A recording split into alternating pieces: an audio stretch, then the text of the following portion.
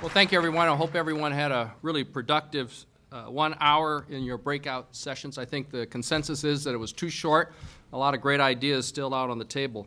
I know that in our panel, co-chaired with by Christina Romer, we had a really rich discussion, a lot of great ideas.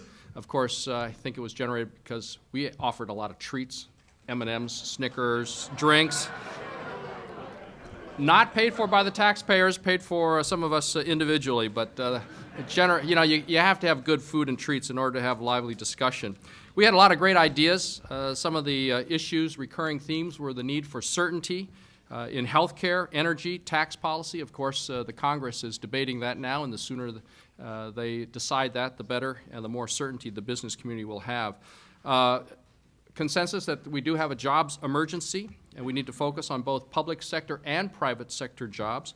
And there was a lot of support for a tax credit on net new jobs created. We also need stable government policies that focus on the long term and not just the short term. And we need to really focus on incentivizing demand, whether it's even COBRA benefits, extension of unemployment, et cetera. And of course, research and development, wanting long-term tax policies, incentives for research and development. These are just some of the ideas, and I'm sure that there are a lot of similar great ideas from the other panels. I don't think anyone here today has any illusions about the challenges that we face as a country. There is no silver bullet to reduce an unemployment rate that has now surpassed 10%. That figure is completely unacceptable to the President and everyone in this administration. And this gathering is an important part of an economic recovery process that began even before President Obama was sworn into office, and it will continue until every single American who wants a job has a job.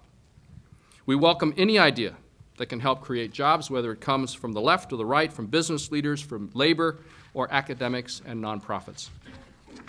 That's an attitude that begins at the very top with President Barack Obama. All of the President's domestic initiatives, from reforming health care and energy to expanding credit access to businesses and families, are designed to make existing businesses more competitive, more viable, creating new businesses, and ultimately putting people back to work in good-paying jobs. A few months ago at Georgetown University, President Obama promised an unrelenting, unyielding, day-by-day effort by this administration to fight for economic recovery on all fronts. And real recovery is achieved when all Americans have the dignity and security that comes from a good-paying job. That's the message that President Obama has relayed in virtually every meeting that I've attended, whether it's in the full cabinet meetings to small meetings focused on domestic policy. And today's meeting, this forum, is just another demonstration of that relentless commitment to job creation. So let's welcome back the man who convened us all and wants your thoughts and your ideas. Ladies and gentlemen, the President of the United States of America, Barack Obama.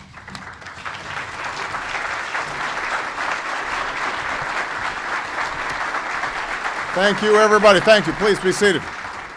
We want to make sure we get in as much discussion as possible in the remaining time that we have. I hope everybody enjoyed the breakout sessions. I had the opportunity to attend 2 of them for quite some time and enjoyed some terrific conversation and some great ideas. I heard a great deal of challenges this afternoon about, the challenges that we're all facing for businesses large and small when it comes to trying to create jobs.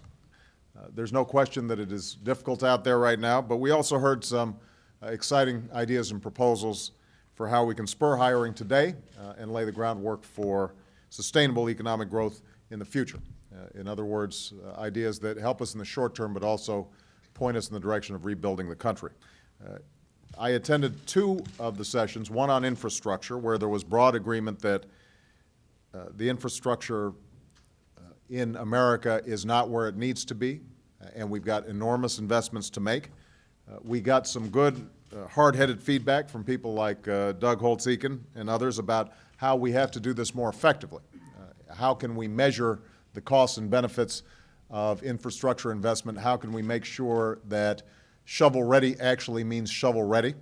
How can there be more effective coordination between federal, state, and local governments in order to maximize the benefits of our infrastructure spending, and there was a considerable amount of discussion about how we can leverage the private sector to boost our infrastructure spending. We also heard in the clean energy session that I just left some terrific ideas about how weatherization and energy efficiency promises immediate impacts on the ground. We can create new jobs, spur enormous amounts of business opportunities for the clean tech sector, but we're also laying the groundwork for energy independence, and we would also, as a consequence of having made those investments, set up the prospect that it would pay for itself from ultimate energy savings. Now, I will tell you that in the green energy discussion, the clean energy discussion, there was also an acknowledgement that we're not going to be able to maximize the benefits of clean energy investment unless we get settled how we're dealing with carbon and the price of carbon. You know, we don't want to turn this into a discussion about Congress and legislation, but I think there was some consensus around the table that if we can focus on the enormous business opportunities there, that in fact America will benefit and we'll be able to compete in the next great round of economic growth around the world. I was not in some of the other meetings, but I've gotten a quick summary. My understanding that in the business investment and tax session, there were some important ideas put forward about how we can provide additional tax incentives for job growth. For example, Bill McComb, CEO of Liz Claiborne, explained the impact of the expanded business tax breaks that I signed into law a few weeks ago. Before the provisions went into effect, he was planning to close 10 stores. Now he's going to save those 10 and open an additional 25. So that's a good news story, but it's also indicative of how our tax policies can make a difference. Several participants, including Larry Mischel and Alan Blinder, proposed offering additional tax incentives for job creation. And this concept was raised in a number of the other sessions as well, so it's an idea that we think is worthy of further consideration. In the small business discussion, Joe Stiglitz, I think, presented an economic case for how credit markets can fail and deny even good borrowers credit, and put forward some specific ideas about how we can get credit moving again. All the reports that we're getting is that if you are a big corporation right now, the credit markets are working for you. If you are a small business, and in some cases a medium-sized business, even if you are profitable, that you're still seeing credit frozen. And we are going to have to unlock that, and that's going to require an interface between what we're doing on the recovery side and what we're doing on financial regulation and our banking policies. Angie Seldon, who runs a company called Aris Virtual Solutions, explained, where are you, Angie? There you are. She explained how she's creating thousands of call and sales jobs, bringing jobs back to the United States that have gone overseas in the last several years. And she had some very specific ideas about how we could foster more of this reverse job migration, which we're going to take a look at.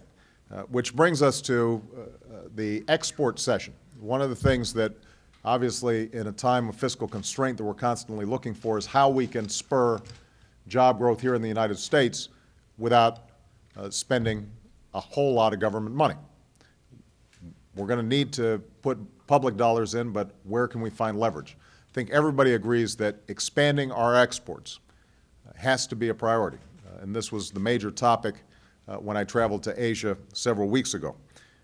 During the session, as I understand it, we heard from Jim Hoffa about the importance of trade strategies that open markets. We heard from Boeing CEO Jim McCurney about the 22,000 small business suppliers that he relies on to make products, and underscoring the fact that if these suppliers, these smaller suppliers, aren't getting credit, it's very hard for him to build products for export. Bob Iger from Disney and other business leaders talked about how we can make our businesses more competitive, and some specific ideas were protecting intellectual property and tax policies to promote innovation here at home. Finally, we heard from a broad cross-section of thinkers about the urgent need for more effective worker training. And Randall Stevenson from AT&T talked about a successful partnership with San Antonio Community Colleges to train workers for jobs that the company is committed to bringing back from India. And I think we all agreed that we should look to build on these kinds of partnerships to leverage the community college system. We heard from in our infrastructure session, we heard that same refrain about the need to train workers effectively. Randy Weingarten of the AFT suggested a specific idea: community schools, especially in rural areas, where parents can get training after hours in the same place where their kids are learning during the day. And I think that's a terrific idea worth exploring. Let me just close by saying this. What was striking is the overlap that existed in a lot of these sessions. When we were in the clean energy section, there was an emphasis on how do we get small businesses and small contractors to get certified and get the financing needed to move forward and take advantage of these clean energy sector opportunities. When we were in the infrastructure section, there was a strong emphasis on needing to plan not just for existing road projects, but also how do we think about the fact that in the future we need a cleaner transportation industry. So there's a lot of overlap between all these different breakout sessions that we engaged in. And it underscores how, despite the fact that we had some breakout sessions, we're going to have to figure out how to break out of these silos and integrate these strategies if we're going to be able to get the most bang for the buck. So overall, we generated a lot of important ideas. Some of them I think we can translate immediately into administration plans and potentially legislation. What I want to do, though, is for the remaining part of this jobs forum, just to call on all of you and to see what kinds of ideas maybe I have not highlighted, things that really stood out in the sessions, or if you didn't have an opportunity to speak, but you've got this burning idea that is really going to set the world on fire. I want to make sure that you've got the opportunity to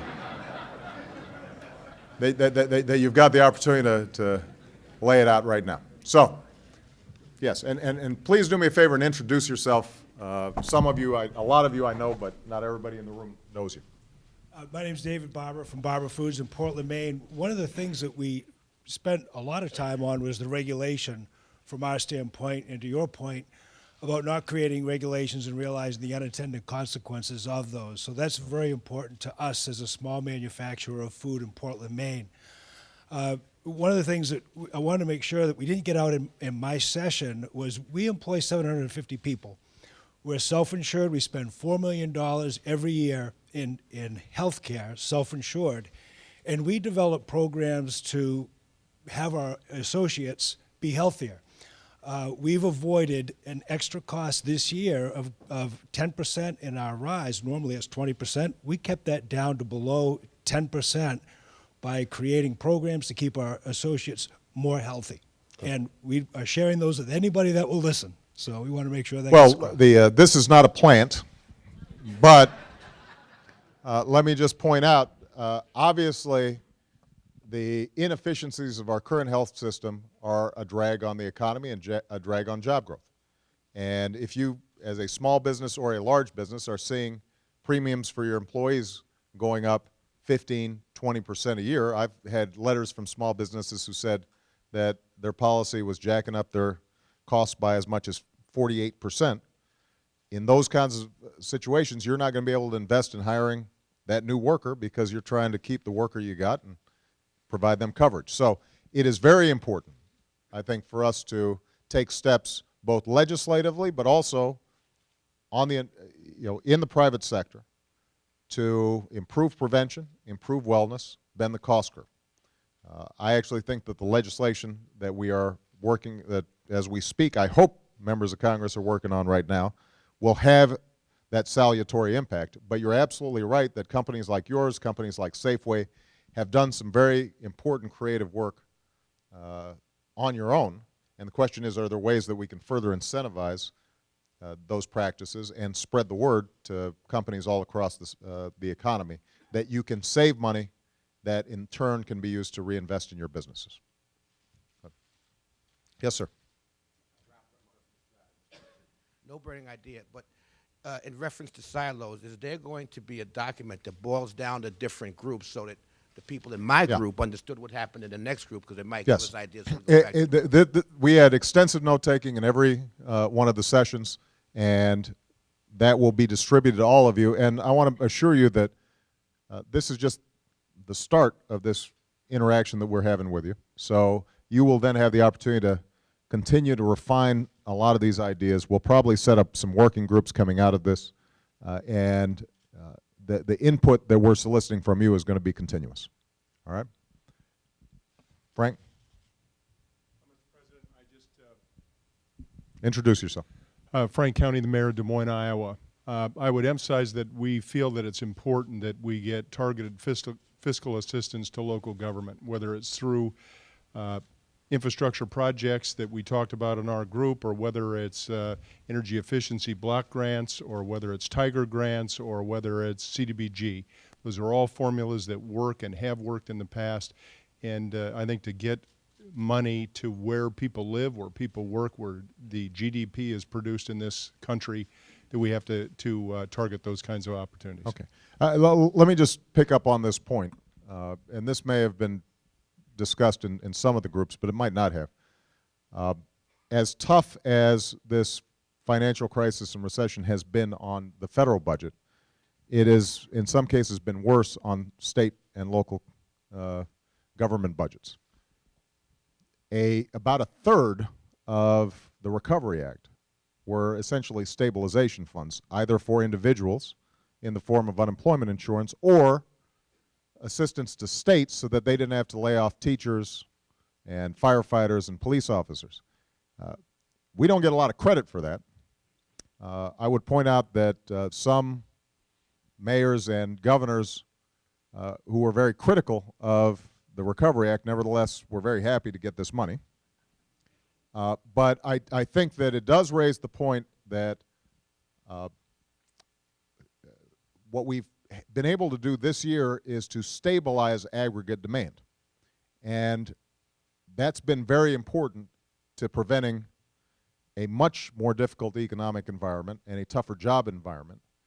Next year, we're going to still have some of those challenges because usually state and local government revenues lag the recovery as a whole. They may need some more help from the federal government.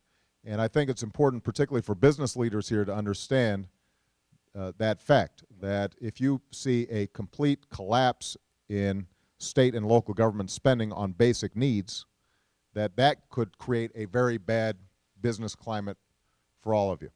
And that's something that we're going to have to consider working on very carefully. Okay? All right. Gentleman right there.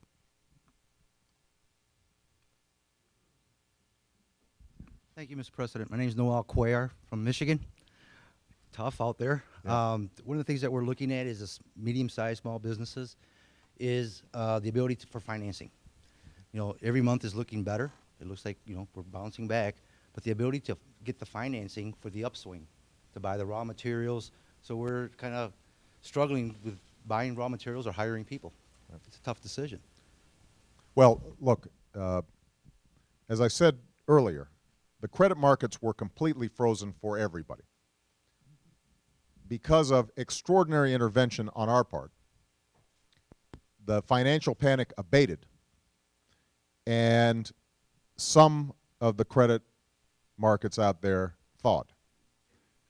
So for a Fortune 100 company right now, you can probably get credit.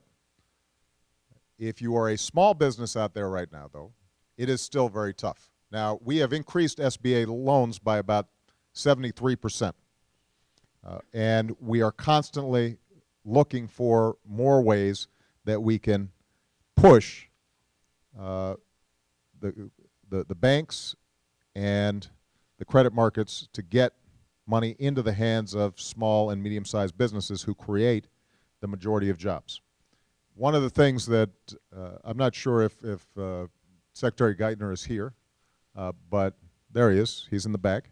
One of the things that I think Tim will testify is that basically at least every other day I ask him, what are we doing to help credit flow to small and medium-sized businesses? And there is going to be an overlap between what we're doing on the Recovery Act and what we need to do in terms of bank policy, what we're doing, what the Fed is doing in terms of the credit markets.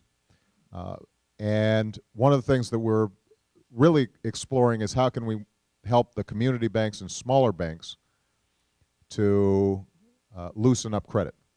In fairness to them, they're a little bit caught in between because bank regulators are looking at their books and saying, boy, that was a real mess. So they're asking them to increase their capital requirements and tighten up their lending criteria. On the other hand, they've got the President of the United States saying, why aren't you lending more?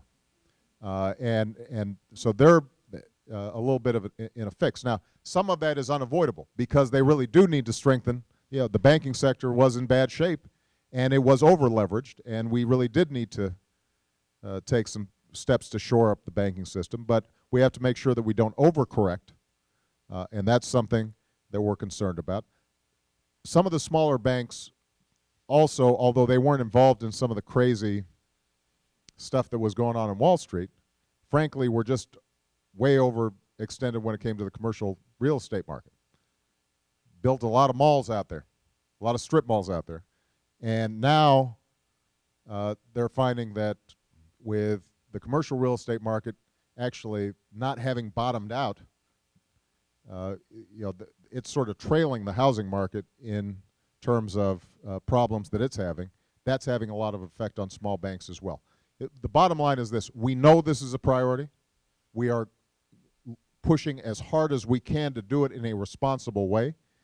We actually think that by getting financial regulatory reform done, which is currently pending in Congress, that will provide the certainty and the framework available to us so that we can then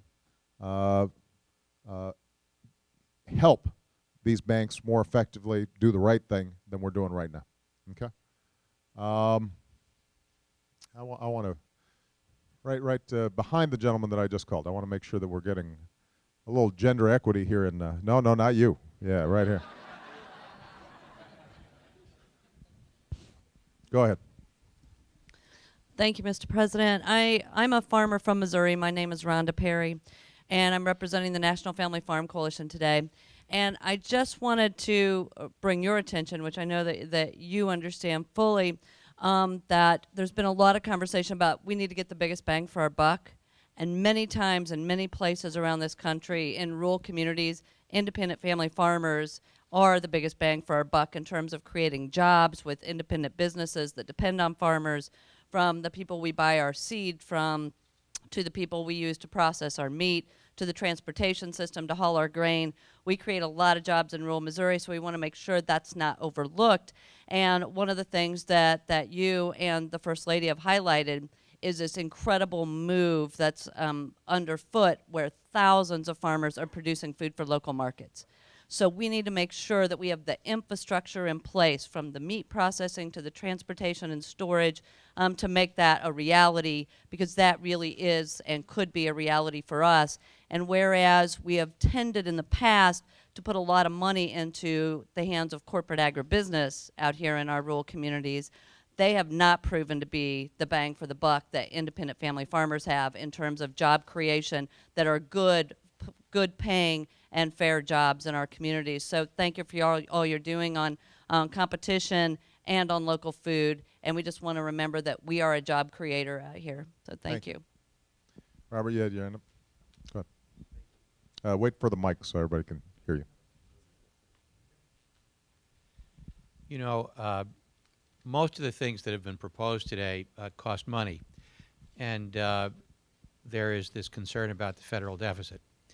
I hope that your administration will recognize, as I know you will, that it's possible, first of all, to reduce the deficit over time, and sometimes in the short run realize that you need to increase the deficit. And I hope the concern about the deficit in the long run doesn't crowd out the need for additional spending in the short run.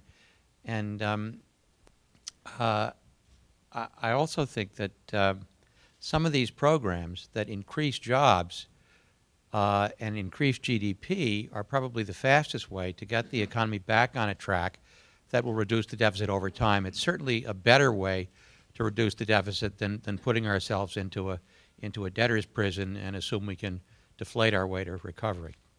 Well, I think this is an important point. You know, we've been talking a lot about specific initiatives.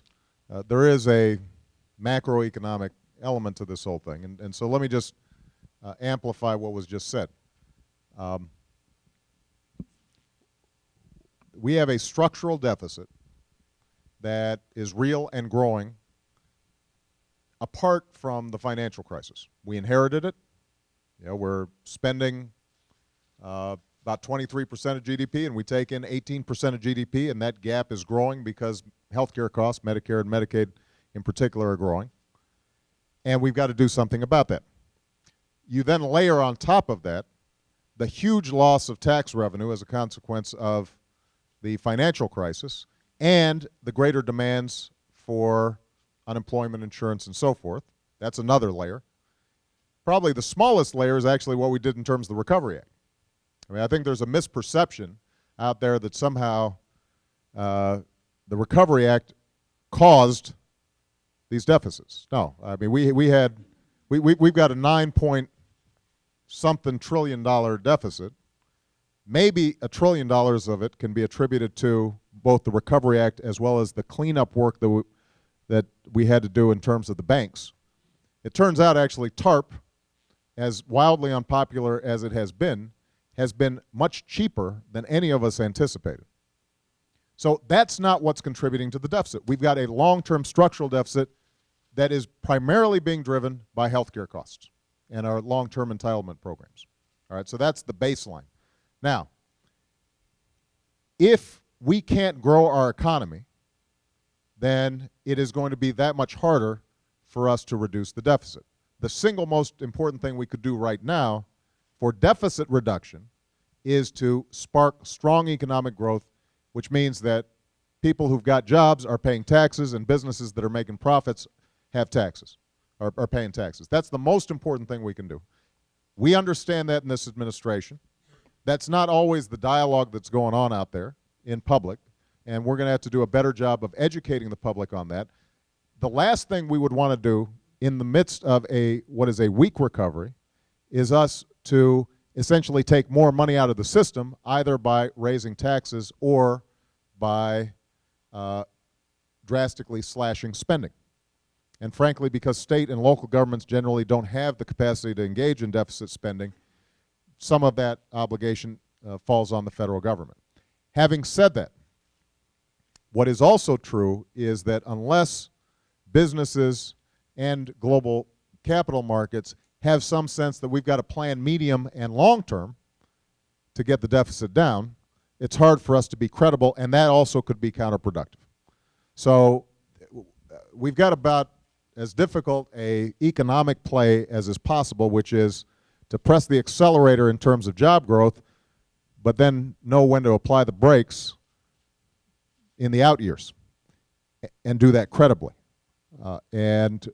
We are trying to strike that balance, but we're going to need help from all of you, who oftentimes are more credible than politicians, in delivering that message, because we want to leverage whatever public dollars are spent, and we are under no illusion that somehow the federal government can spend its way out of this recession. But it is absolutely true that any of the ideas that have been mentioned here are still going to require some public dollars, and those are actually good investments to make right now. Okay. How much time do we have? Just want to make sure I'm not in. Huh? We're doing good. Okay, good. We actually have an internet question because we're trying to make sure that this goes out to other locations. What do you got, Megan? Mr. President, as you know, in addition to all of these people, a lot of people have been watching through the website, all the breakout sessions, which will be available for anyone to watch afterwards for those of you who wanted to check out other ones. But they've also been talking on Facebook, on Twitter about what they're seeing. And we had one question from Don Arrington, who says, "What confuses me is I have an MBA, and that has educated me right out of the market. I thought furthering my education was supposed to help me in a tough job market."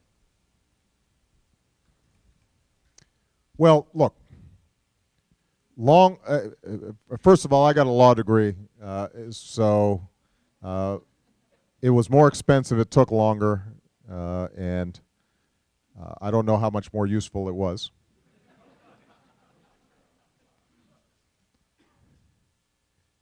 But that email, I think, is indicative of what a lot of people are feeling out there.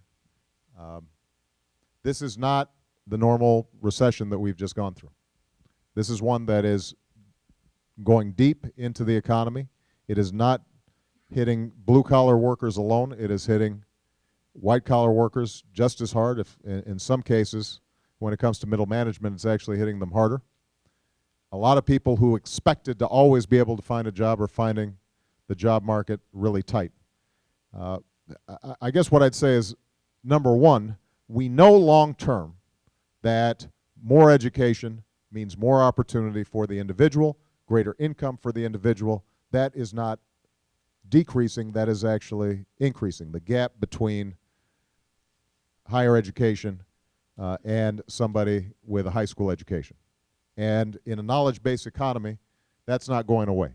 So as frustrating as it may be for the college grad or the MBA, the fact of the matter is you are still going to be much better off than if you didn't have that education, short-term as well as long-term.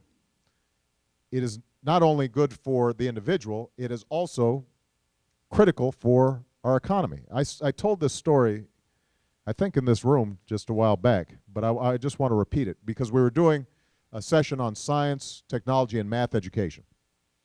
And one of the things that I'm very proud of this administration that nobody except maybe Friedman and a couple others have paid attention to is we are actually initiating more education reform, tougher education reform, than just about any administration over the last several years. And people like Randy and others are helping us in this process. But I told the story of my lunch with the President Lee of South Korea. And Gary, you were in that lunch. Remember I asked him, what's happening in terms of education policy in Korea? And he said, well, you know, my biggest problem is Korean parents are too demanding. And they are insisting, for example, that I import, and I've had to import, thousands of foreign English teachers because they all feel that first graders should be learning English already. Now you think about that mentality, which is pervasive throughout Asia. You saw the same thing in China. And it gives you a sense of what we're up against in terms of global competition. So as tough as this recession is, as tough as the job market may be, we need to double down on our education investment. We have to be more demanding of our schools, of ourselves as parents. Young people are going to have to be more demanding in terms of our ability to compete. And I don't want, the last thing I want, and this actually relates to the previous question, the last thing I want is us to essentially use up our seed corn here, to not make investments in education, to not make our investments in clean energy, to essentially say the only way we can handle this is to constrict our dreams and to go small because these other countries out there, they're making these investments in infrastructure, in education, in clean energy. And we can't lose the race just because we're going through a tough time right now. Now's the time actually to make sure that we're prioritizing properly and pushing even harder on that front. Okay. Yes, sir.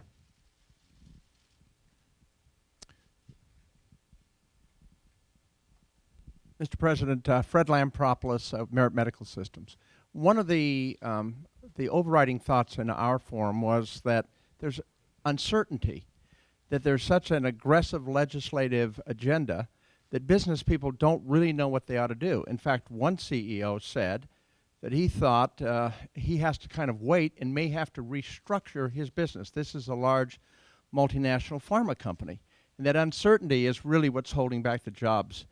And I hear that a lot in the press. There's so much going on, no one really knows what to do. How are you going to give us that confidence and make sure that we're certain about both the near-term and long-term growth prospects? You know, I actually think this is a legitimate concern.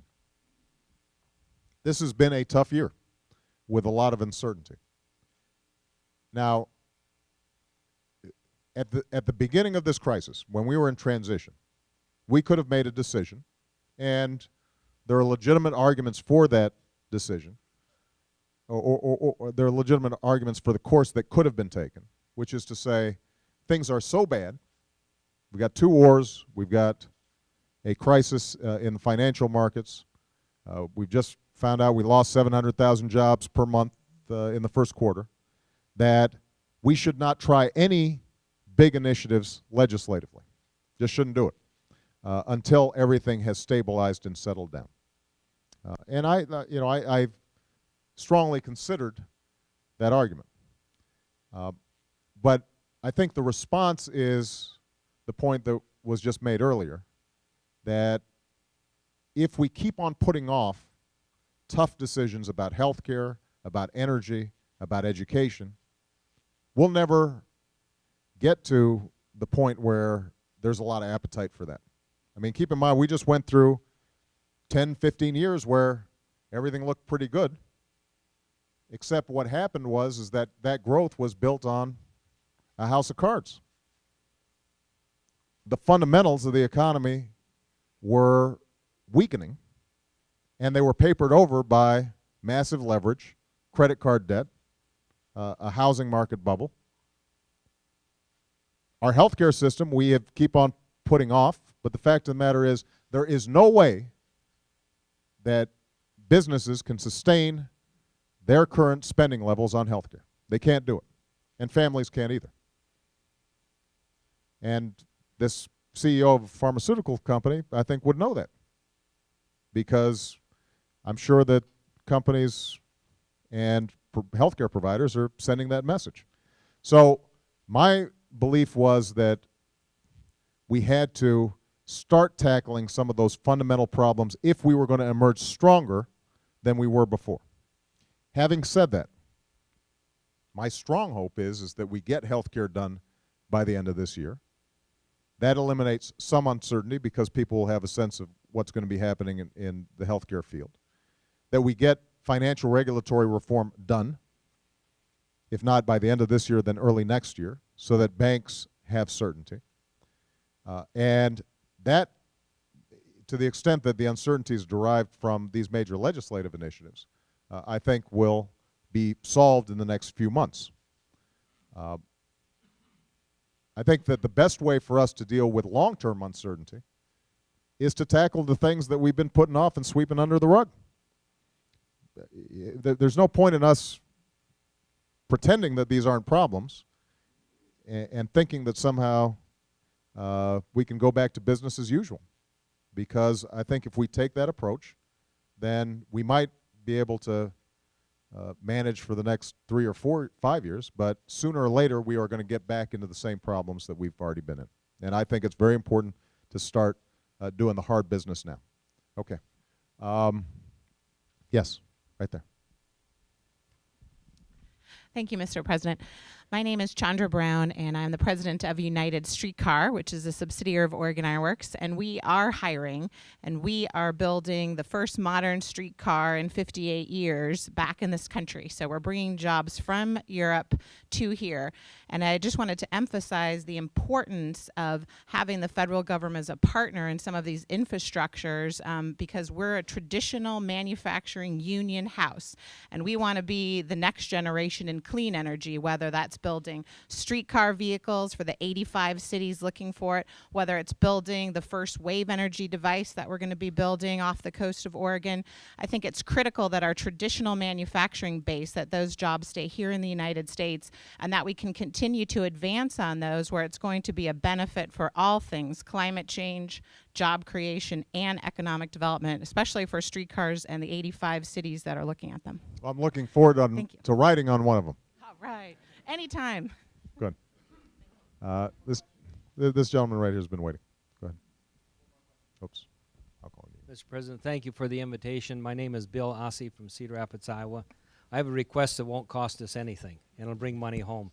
Can you please help ease the visa regulation so we can have students coming back and international business visitors that will bring money and cultivate long-term resources of culture and academic relationships. So please help ease this visa. It'll bring money in and won't cost us anything. Thank you. Well, I think you make an important suggestion.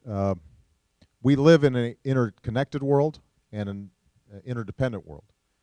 And I think that properly we had to respond to 9/11 by reviewing our policies on visas, on immigration, on a whole host of issues.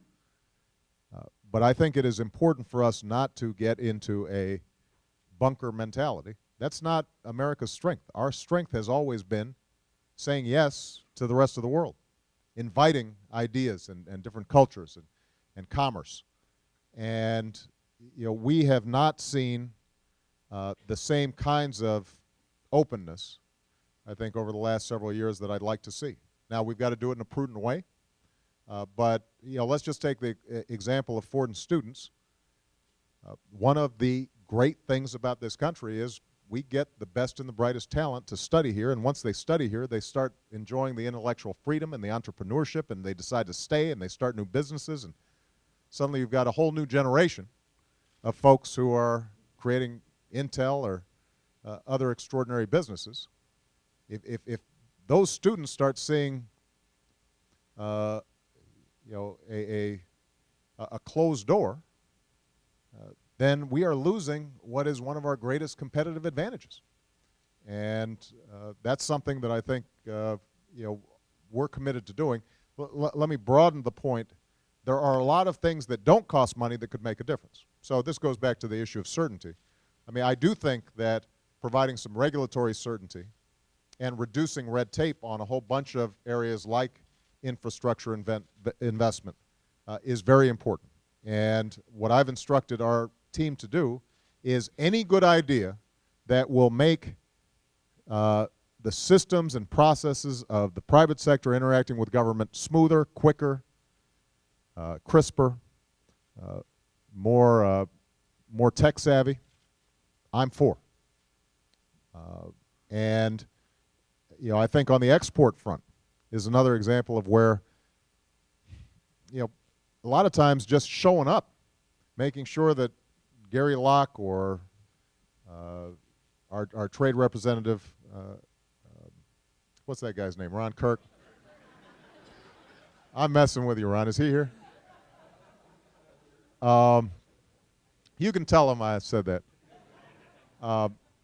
But making sure that they are actively pursuing business opportunities overseas, and we are not making it tougher. Let me give you one specific example that could have some significant job implications. We still have a lot of trade restrictions on high-tech exports that are actually carryovers from the Cold War. Now, part of the problem is we haven't gotten the kind of intellectual property enforcement in other countries that we need, and so understandably businesses are wary about sending their products overseas just to be duplicated and then shipped back to us with using lower wage labor. But in some cases it really has to do with a failure to update and review what restrictions still make sense and what restrictions don't. Now, China, Korea, a whole bunch of Asian nations would love to import some high value added, high tech stuff that could create huge numbers of jobs here in the United States. If we just increased our share of exports to Asia by 1%, that's about 250,000 jobs right there. If we increased it by 5, that's 1 million jobs. That fills a big hole. It doesn't cost us money. So we are going to be scouring federal regulations, restrictions, et cetera, that are inhibiting export growth. We're going to be trying to see if we can use the federal government to link up small business and medium-sized businesses to exports more effectively. I know a lot of this stuff was talked about in the export section. This is going to be a top priority. Even though I was only supposed to take one more question, I'm going to take 2 because I had actually called on this gentleman right here, and I felt bad that. Go ahead. I'm Farouk Kathwari, Chairman and CEO of Ethan Allen. Just to follow up on this question on immigration, although my comment is on a separate subject, I came to the United States at age 21 with just a few $100s, went to work during the day, printing envelopes, went to school, and this country afforded me the opportunity to be where I am today. I think we should make sure that that kind of an opportunity is not taken away. Now, my comment is that Ethan Allen is a 77-year-old company. We have, to survive, we've had to reinvent, either by chance or by plan. Otherwise, anybody 77 years old in an enterprise cannot survive. Now, this last year, I refer it to like a tsunami hitting the economy, has given us more opportunity to reinvent in the last 7 or 8 months than I've seen in the last 25 years that I've been president of Ethan Allen. We have, in the first 7 or 8 months, we've had to consolidate. We have to let people go. We are a vertically integrated company, from manufacturing to retailing to logistics. We have taken the brunt of this recession in communities that are very, very far away from Washington, in Vermont, in Maine, North Carolina, Pennsylvania. And we've had people with us for 30 to 40 years we've had to let go, but we had to. In the last 7 months, as I said, after all this major reinvention, major consolidation, but we are reinventing. In the last few months, we've been adding people. We make furniture, and we have 30 stores in China, and we're shipping them from the United States. It's possible. I would say, Mr. President, that we should not miss this opportunity. Crisis creates an opportunity. We as business leaders are ready for reinvention. And I think the government should help us in fiscal policy, should help us in tax policy. Because the reinvention, like you talk of the infrastructure of building bridges, but we got to build our plants. We got to build our technology. And I think the government can play a very, very important role, because this opportunity is going to be short, and I think we should not miss it.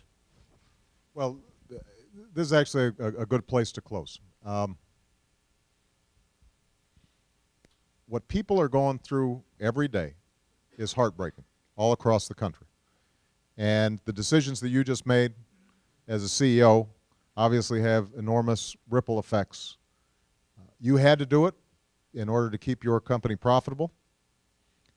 On the other hand, the consequences of those layoffs obviously are felt deeply, not just by the individuals involved, but by the places, the restaurant that person who's been laid off used to frequent, and it just keeps on rippling throughout the economy. Digging ourselves out of the hole that we've dug ourselves into is not going to be easy. The job loss this past year and the months preceding it were as severe as anything we've seen for a very long time, as rapid as we've seen in a very long time. And generating the kind of economic growth that leads to the kind of hiring that gets our employment base back up to where it was is going to be hard. And it's going to take a lot of work. But I just want to echo what I said at the beginning of this session. We still have the best universities in the world. We still have the most open, entrepreneurial economy and market of any advanced nation. We still have the most productive workers in the world.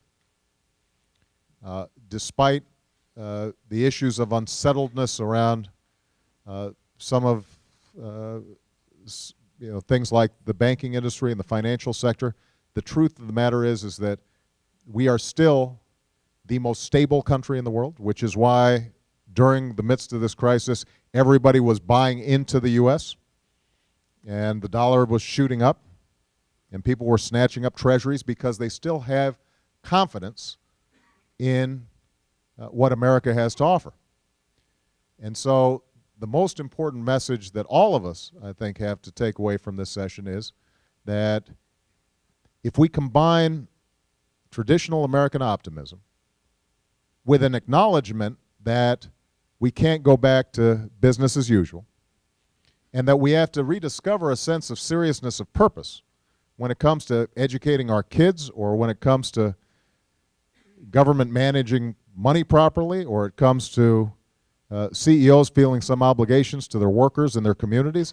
If we can recapture that sense that we're in this thing together and that we are willing to work hard, that America's not great because it's owed to us, but we've been great because previous generations have put in the hard work to get us there, then I'm confident that we're going to get through this tough time, and the 21st century is going to be as good for us as the 20th was.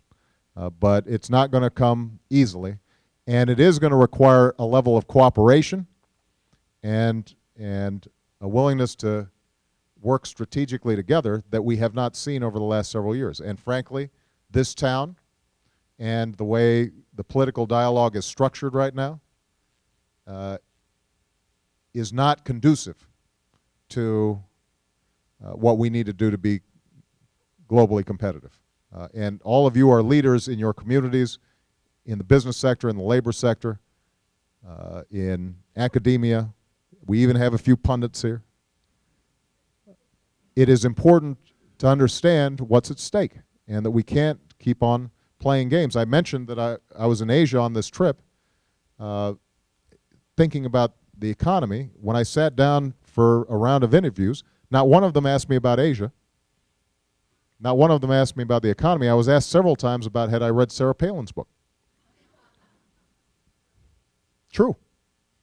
But it's an indication of how our political debate it doesn't match up with what we need to do and where we need to go. But this kind of dialogue helps, and I appreciate all of you participating. Thank you, everybody.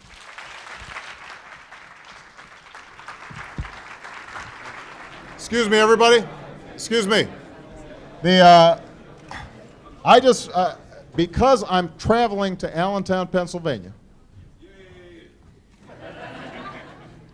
I want to make sure that this room of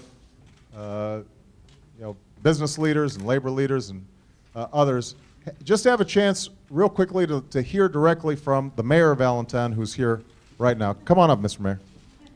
Because I want to make sure that this is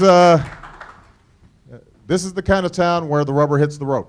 And I'm going to be having conversations with workers, small businesses, community colleges, and I wanted the mayor just to give a sense of what's going on and what you think would make the biggest difference in your town.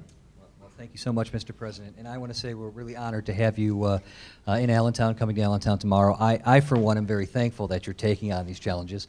I know you were handed with a mess when you came in, probably the worst economy in 70 years, and I want to say thank you personally for all that you've done. I think you're doing a great job.